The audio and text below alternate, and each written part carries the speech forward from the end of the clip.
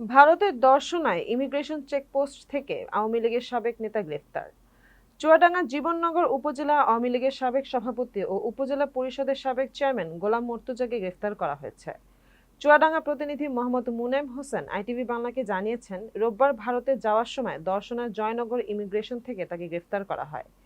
গোলাম মর্তুজাকে গ্রেফতারের বিষয়টি নিশ্চিত করেছেন দর্শনা থানার ভারপ্রাপ্ত কর্মকর্তা শহীদ তিতুমির ও চুয়াডাঙ্গা সিনিয়র সহকারী পুলিশ সুপার জাকিয়া সুলতানা।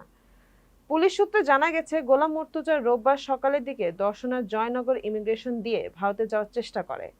এ সময় সন্দেহ হলে তাকে আটক করে জয়নগর ইমিগ্রেশন পুলিশ। পরে তাকে নিয়মিত মামলায় গ্রেফতার দেখিয়ে দর্শনা থানায় নেওয়া হয়।